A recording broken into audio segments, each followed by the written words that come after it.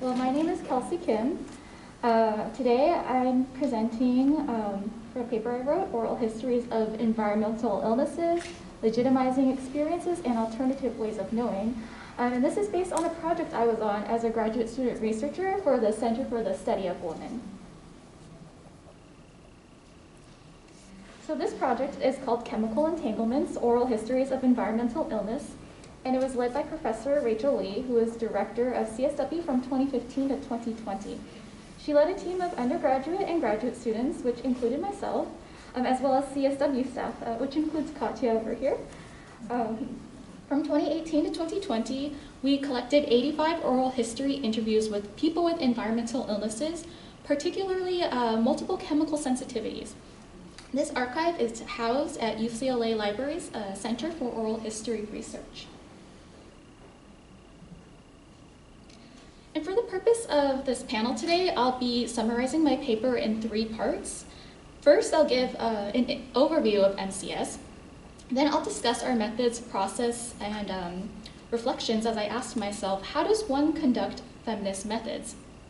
Finally, I discuss oral histories as a method and its power to legitimize embodied knowledge, even as we tend to favor white, Western ways of knowing. And when I refer to the term narrator, I'm referring to our oral history interviewees. Multiple chemical sensitivities, or MCS for short, is a chronic condition or environmental illness triggered by common chemicals and pollutants that are often found in fragrance products. Symptoms include migraines, rashes, asthma attacks, gastrointestinal issues, cognitive issues like brain fog, although our narrators did report a wide range of symptoms that might not include these.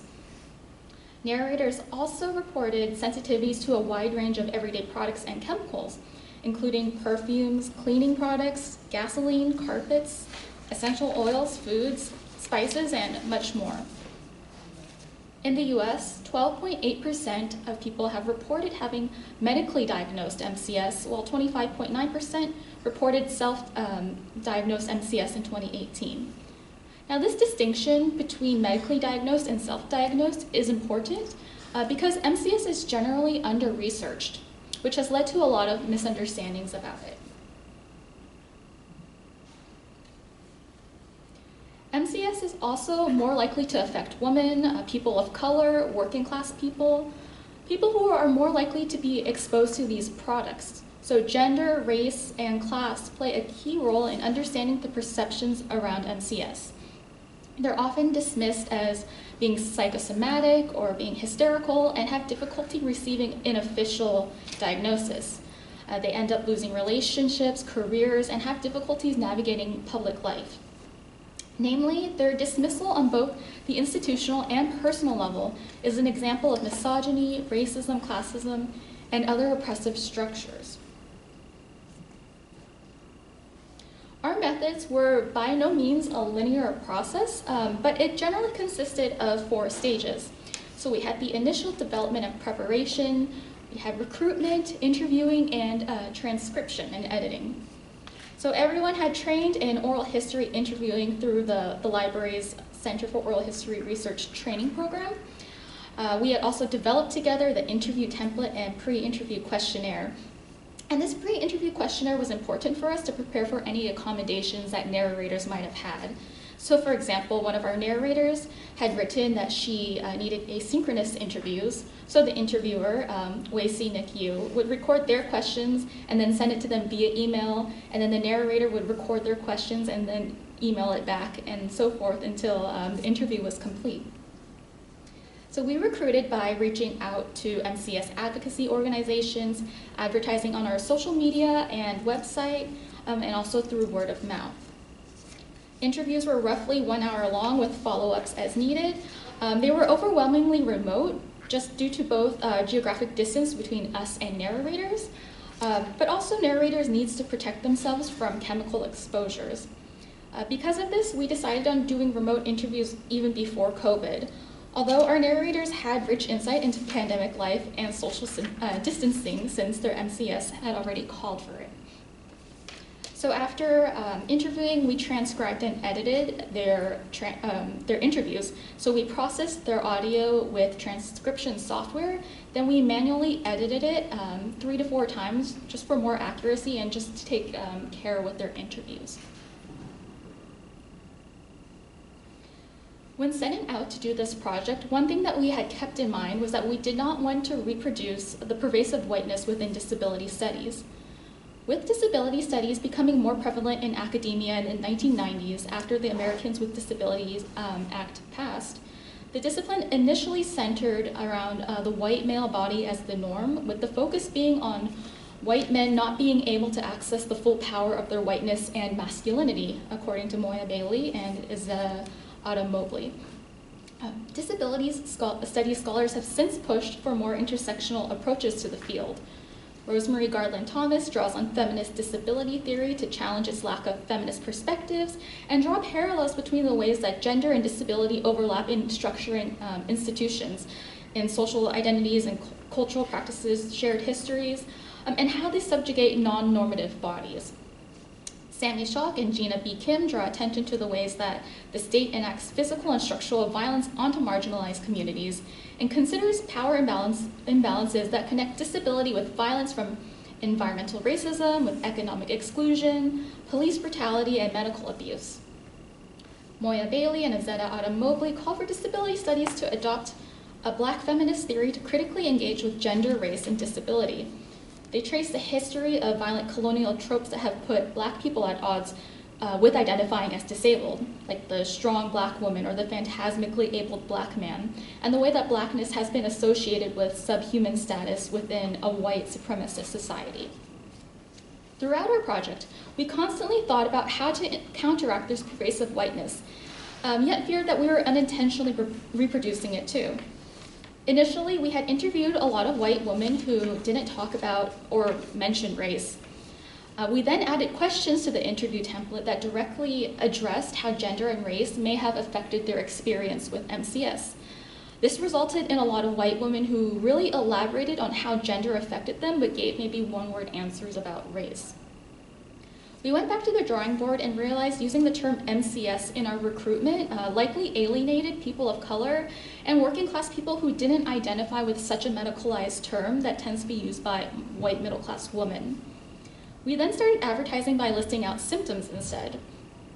Additionally, we reached out to women of color community advocacy organizations like California Healthy Nail Salon Collaborative and California Domestic Workers Coalition, whose members are predominantly working class Southeast Asian and Latinx women respectively, whose work puts them into contact with toxicants.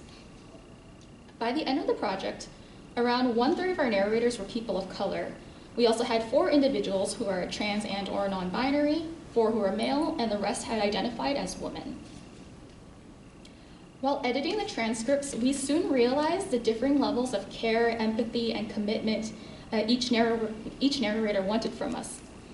A handful of narrators stood out to us for wanting greater time and attention, asking for repeated follow-ups, and requesting complete editing control over their transcripts to the point where it no longer reflected what was spoken.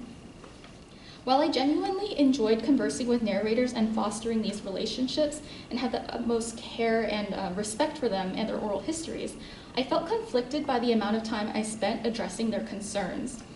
This was time that could have been devoted to recruiting more women of color narrators or working on their oral histories, and I worried that we were reproducing whiteness in disability studies in this way. So getting past any sort of initial frustrations, we realized upon reflection that narrators' concerns likely stem from fears of being ignored or dismissed.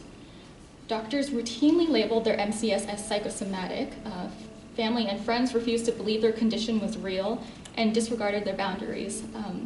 Many narrators also mentioned having brain fog, which is a symptom of MCS, during their interview and wanted to make sure they came off as intelligent to avoid being discredited, which often happened to them.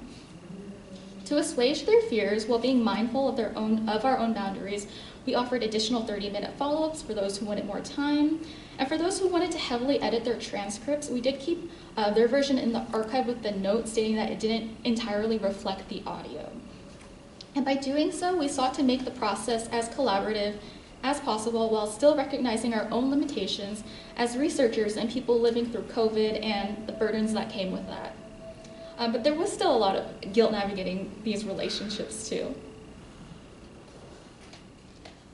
Through their oral histories, narrators demonstrated their embodied knowledge of MCS, in addition to their ability to research treatment and navigate symptoms with or without doctors' assistance.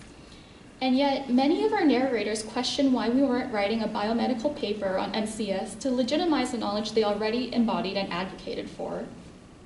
While it's certainly understandable given the way that they've been disregarded by the healthcare system, the requests place greater significance on a biomedical model that values the objective, empirical methods over their own ways of knowing.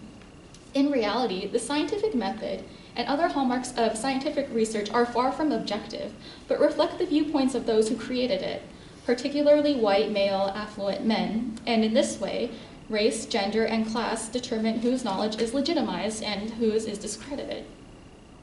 But I want to highlight the ways our archive amplifies the stories of women and people of color who are otherwise discredited by the healthcare system. Our narrators knew they had MCS, or they knew what their symptoms were, even as doctors told them they were being dramatic. By conducting this research, we place value in narrators' own embodied knowledge as a way of knowing and experiencing illness. We are emphasizing the voices of people like Belle, who had pushed her workplace to give her proper accommodations despite their dismissal, or people like M.E., who see their MCS as having an attunement to the world that makes them more cognizant of their environment. Or even Michelle Katz, who was almost institutionalized by her family because they disbelieved her. Yet I acknowledge that approval within this system really can be life or death for some people. So I ask, what would it look like to instead place value on their embodied knowledge, their ways of knowing, without needing a medical diagnosis and the barriers that come with it? Whose voices would we hear, perhaps for the first time?